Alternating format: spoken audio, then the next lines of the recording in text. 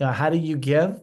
Well, we're gonna tell you now. And first of all, we're gonna introduce Nate Yoder. I introduced him at the beginning. Nate has been involved in foundation work himself, but is now serving as a realtor here in Fresno, London Properties. Welcome, Nate. Thanks, Sam. It's a privilege to be here. Yeah, great. And so, Nate, why don't you just start off and maybe just kind of give us a couple thoughts or overviews of some ways in which people can be thinking about property in this idea of asset-based giving? Yeah, sure. So, when people sell property, often a big question is there's a capital gains bill. It could be a big capital gains bill. And the advantage of donating is you avoid capital gains and potentially get a charitable deduction, just like you would if you wrote a check on top of that. So in the right scenario, you can actually get a double tax benefit, if you will. So let's just kind of maybe play out some different scenarios here. First of all, you can donate your primary residence, although usually capital gains is not a big issue on your primary residence because there's a exemption that you have, a lifetime exemption. So the more common properties that we see donated are either investment properties or second homes or vacation homes. So let me give you a real life scenario that I'm aware of, and then also a hypothetical scenario to kind of maybe flesh this out. Mm. So the real life scenario is there was a couple that had a rental property, so it's an investment property. They were kind of tired of managing it, dealing with it, and they would have had a significant capital gains bill.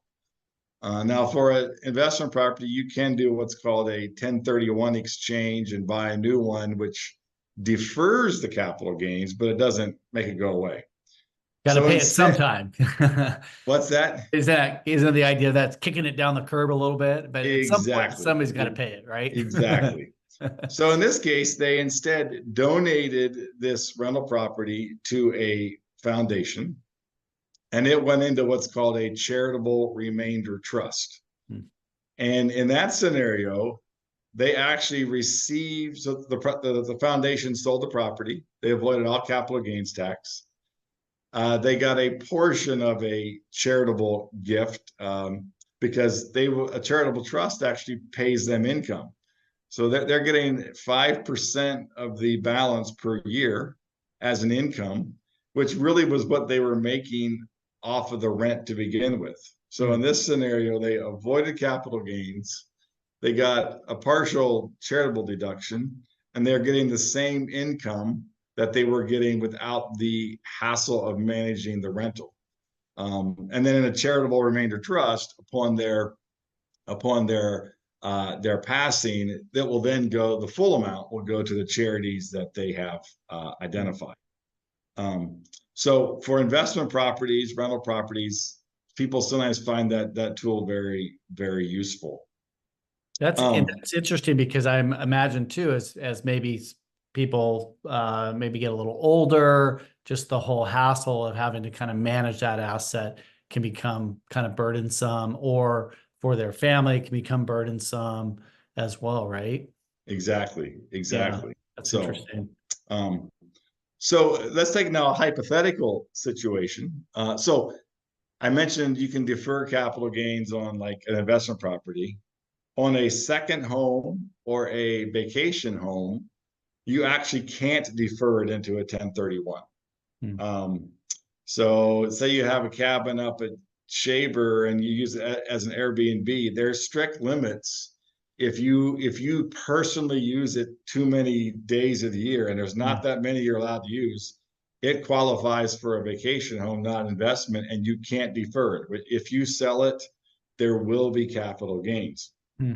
So let's take a scenario of someone has a place up at Shaver Lake. They bought it for 100,000. It's now worth 500. Let's just use that for easy numbers. So they have a capital gains of $400,000, right? How much will the tax be on that? Well, Depends, but you add state and federal together, it could be 25 to 30. So let's just use 30 for round numbers. So Mm-hmm. they sell that, they'll have, $120,000 in capital gains tax. Um, Now let's say they were to donate that, say to 10 talents into maybe a donor advised fund out of which they can then give money. They would avoid all of that capital gains. Plus, they'd get a charitable deduction worth the 400,000 as well. And so, if someone's say in the 25% tax bracket, so now they've avoided 30% of Mm, taxes, they get wow. a deduction of 25. So potentially the value of that donation could be more than half of the cost. Or put another way, for every dollar they're giving, it's only costing them roughly 50 cents. So maybe you have someone who's 65. They've had that second home up at Shaver. The kids are all moved out of the area. They really don't want the upkeep anymore. They don't use it that much anymore. And maybe they give, a tithe on their income, which is 20,000 a year. They could donate this, put it into a donor advised fund, and that could be their giving for the next 10 or 15 years. And they saved a boatload of money. Yeah. So those are just some examples that hopefully flesh out what can be. Um, two questions that sometimes are asked is, say I want to, okay, so I've got this place up at Shaver or on the coast, and I kind of like to donate it, but I don't want to donate all of it. Is it all or nothing? The answer is it's not all or nothing. You can donate a portion. So let's stay with our theoretical example. Maybe they want to donate half of that. So what you would do there is you just add the charity, on the deed, they get half the value. You Hmm. sell it together, and then you work out all of the tax things.